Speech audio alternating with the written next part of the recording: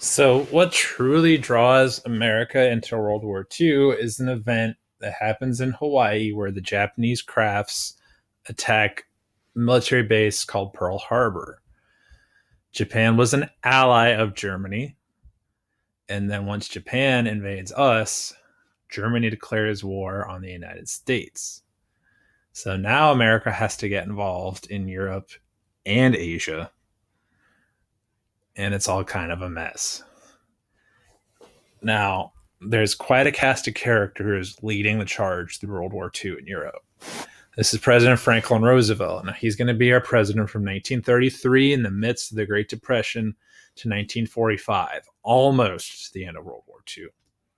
Now, his thinking going into World War II, he wanted to focus his efforts on diplomacy. He left the war itself to his generals. Now, presidents can get involved in war strategy, but he knew he had some of the best generals on the planet. Now, he was going to focus on maintaining alliances.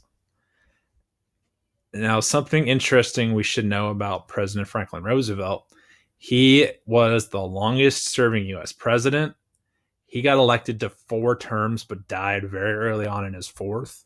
And he's pretty much the reason presidents these days can only get 2 terms. He was so popular as a result of Great Depression and World War II, people just kept electing him. He also lived with polio. Polio was a disease that was not vaccinated against very often back in 1940. And he caught it. He had a deformed foot and weak legs.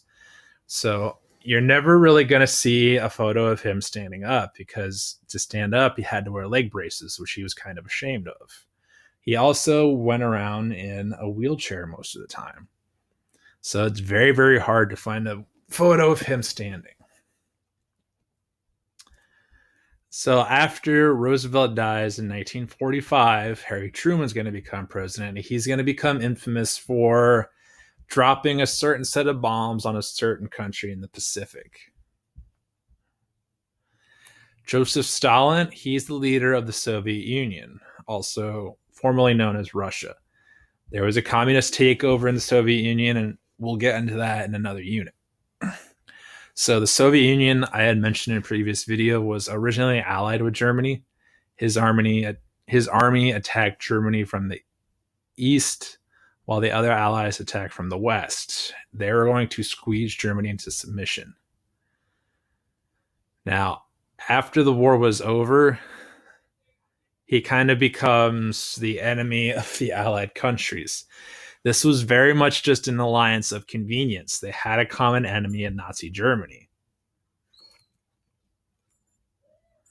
Winston Churchill is the leader of Great Britain.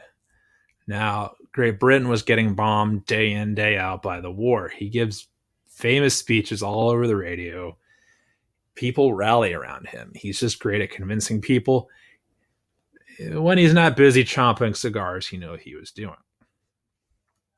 He gives a very famous speech about defending the country. They're going to fight wherever they can. Take a look at this speech, hit pause on the video, and go ahead and read it. Now, probably the most important, or let's say influential figures of this war was Adolf Hitler. He's Chancellor of Germany from January 1933 until 45, when he gets cornered in a bunker and shoots himself in the head. Now, his initial goal was to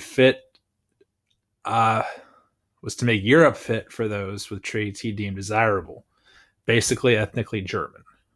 All right, that's what he wanted. Now, he had a rough lifestyle. Adolf Hitler was brilliant at getting people to do stuff, but he wasn't good at making decisions. He was very bad at making decisions, and that's probably why Germany couldn't have won the war. Germany underproduced supplies for the war. He preferred using Jewish slaves rather than women in factories.